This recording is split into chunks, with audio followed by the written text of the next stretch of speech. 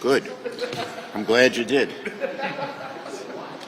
Okay, I'm joined with Senator Kaine. Couldn't make it because we're running a little late, but Senator Wyden and Warnock are joining with me against the Senate Republicans' war on American families. Last week, Donald Trump poured gasoline on our global economy and lit a match with his devastating trade war.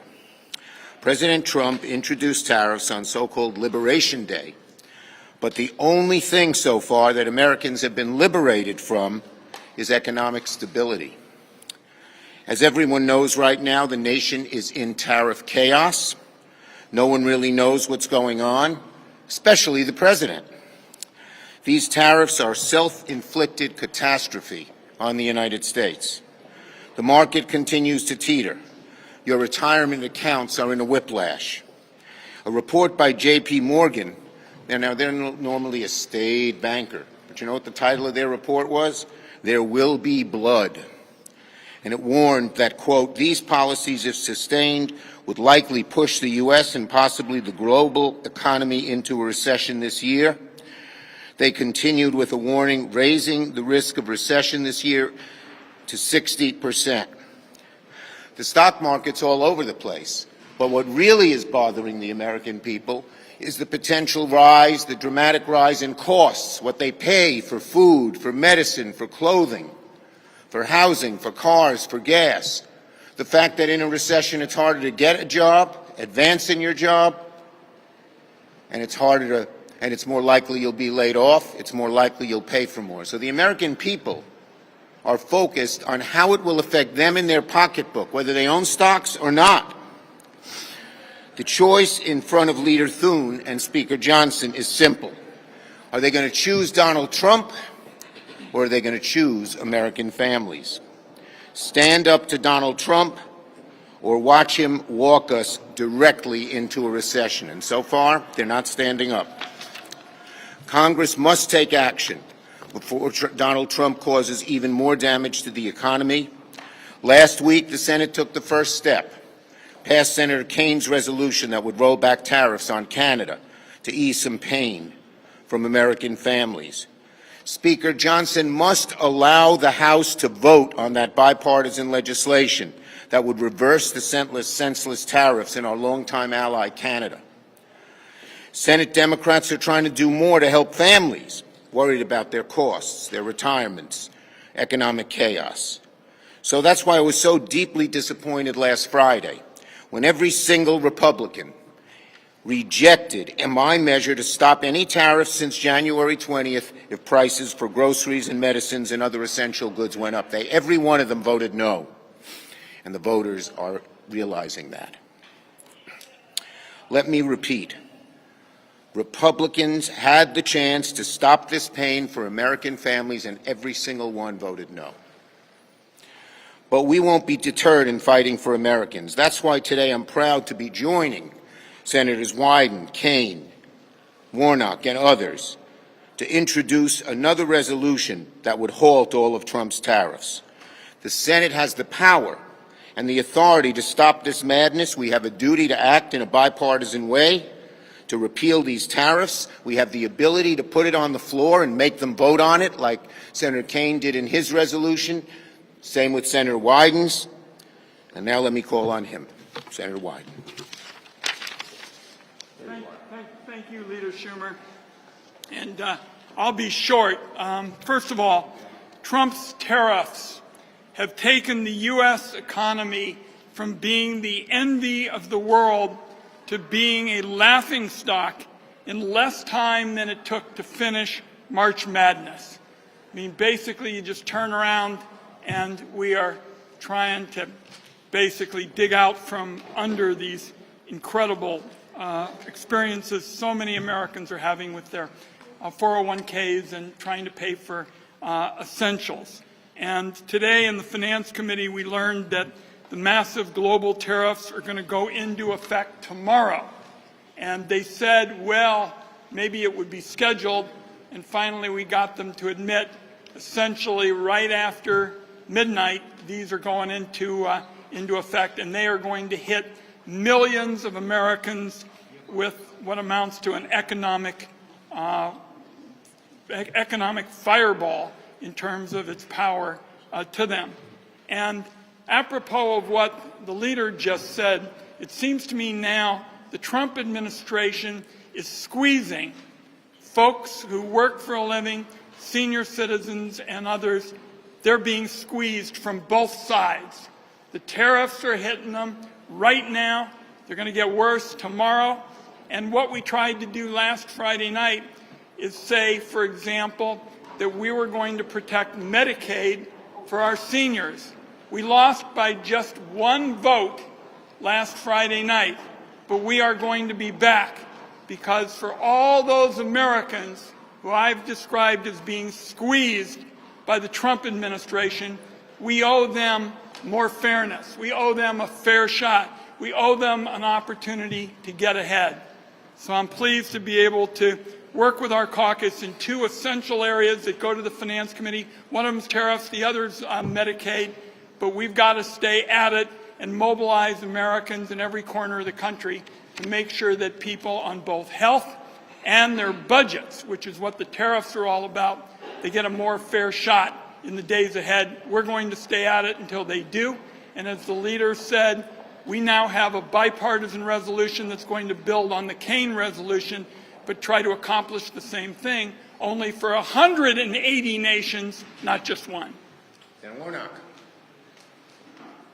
President Trump ran on a platform to lower Americans' costs, and instead he is slamming ordinary people, hardworking families, with a huge tax on everyday goods. Let's be clear about what this is. This is a tax on hardworking families. These tariffs will be a $3,800 tax increase on working people. I want you to think about that and the implications of that at a time when a third of all Americans have only $500 in their savings account. And so people will literally be crushed by what is happening in real time. I can tell you that as I talk to Georgians, they want help. They want a government that understands the challenges of ordinary people. They want help paying for their groceries.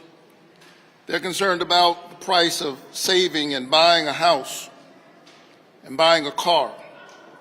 Make no mistake, tariffs will only raise costs and make life harder for middle-class people and for hardworking families. Ironically, the president who ran on a platform to lower people's costs is taxing hardworking people, middle-class people, the working poor, while at the same time they are laser focused on giving a tax cut to the richest of the rich.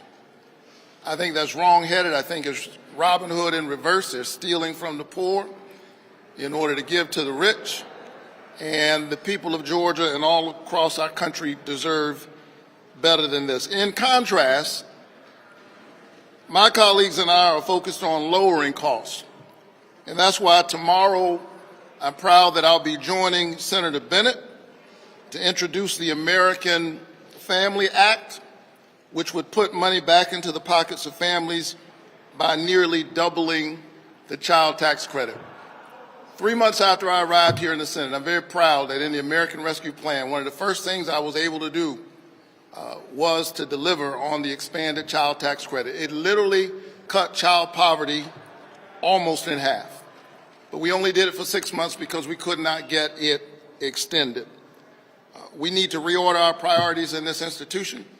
We need to pass tax relief for children and for the families that are raising these children. And we need to make sure that the wealthy pay their fair share. Congress has a role in it, and my Republican colleagues need to decide, are they standing with Donald Trump and co-president Elon Musk, or are they standing with ordinary people? Thank you, Senator Warnock. Just one more point. I heard that Senator Thune said a few minutes ago that he and Speaker Johnson are speaking different languages, but neither of them are speaking the language of the American people. who want lower costs, who don't want to see tax breaks for billionaires, and want to see Medicaid and other vital programs kept. Leadership, we've had decades of trade deals that have not brought down our trade imbalances with many, many countries. That has put our factories, our workers, our farmers at a disadvantage. How would you address this problem without? We have not seen such a chaotic, across the board, and highly, well, let me say it again. We have not seen something as chaotic and as damaging across the board as this trade deal in decades. It's going to be devastating for the American economy and the world economy. Yes. Senator Schumer, can you address that? Are you seeing any evidence that this economic chaos, as you describe it, is moving the political needle in the Senate ballot analysis, whether it be Maine or North Carolina? We are seeing it move the political needle across the country because people have less and less faith in Donald Trump's handling of the economic policies of this country, plain and simple. We're seeing it in just about every state, and the numbers continue to get worse for him and will continue to. But the numbers aren't what's important. It's what the American people feel. And the American people feel that he is not paying attention to their needs. They want lower costs. He's raising their costs. They want the billionaires to pay their fair share. He wants to cut them. They want health care. He's cutting that. Yes. When Republicans are asked to defend the tariffs, they say that this is what Donald Trump's supporters voted for in every rally. He was talking about tariffs, and that he should be given the deference to make these trade deals, and the spade is only decorated. Well, the American people, I say the American people are speaking already, and they don't like what they're seeing. They're anxious, they're worried, and they're worried about the chaos of what Trump is doing, in addition to worrying about how deep these tariffs, how high these tariffs go in terms of costing them. He never outlined a policy like this. Yes. Schumer, how are Democrats going to use the recess to message about these tariffs? And do you think that former Senator Menendez deserves a pardon?